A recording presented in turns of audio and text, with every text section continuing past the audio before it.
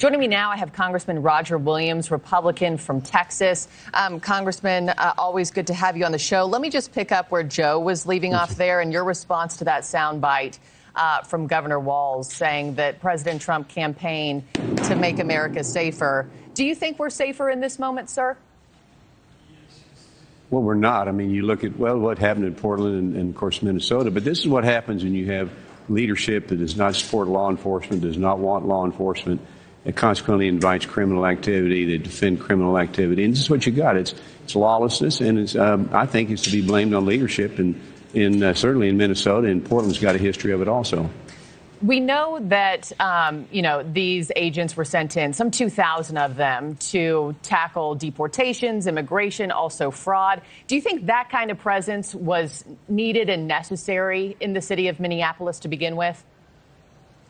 Well, I think with Minneapolis's history, it probably leaned on the side of making sure there was presence there to do the right thing. So, I mean, you got to go back in history, and their history is not good as far as protecting law enforcement and the rules of law. So this is what you have now, and you have people that are basically just acting in a way that they shouldn't be acting, and they're in places they shouldn't be in places at, so they get themselves in a bind.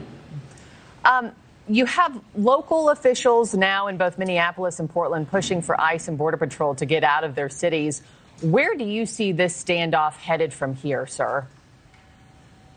Well, it's going to be interesting. I mean, that's a great question. I think that local leadership is going to have to back down. And how about that mayor of Minneapolis? I mean, these people have to back down and have normal rhetoric, sit down and talk, if that's what we need to do, to find out what's needed. And we need to see some improvement in the fact that people need to quit demonstrating, quit yelling at law enforcement, challenging law enforcement, and begin to get civil. And until we do that, we're going to have I guess we're going to have it this way.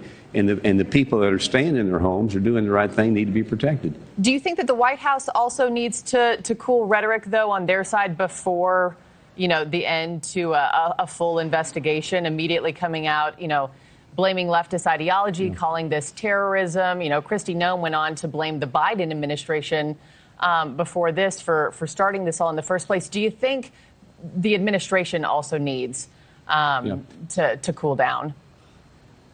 I think when you have two parties involved, the blame game never gets you anywhere.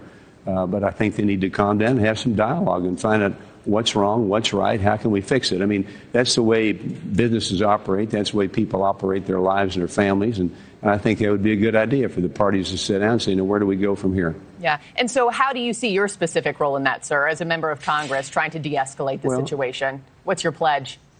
I think, my pledge, of course, number one, I'm glad I live in Texas. Number two is my pledge as one congressman would be just kind of what we talked about. Let both sides calm down and come up with solutions. You can go write it down on paper, see what you can do, see what you can't do. But right now, that sticks and stones thing is not working. It seems to get worse and worse and worse. And of course, that puts our law enforcement in harm's way, and we don't want any of that either.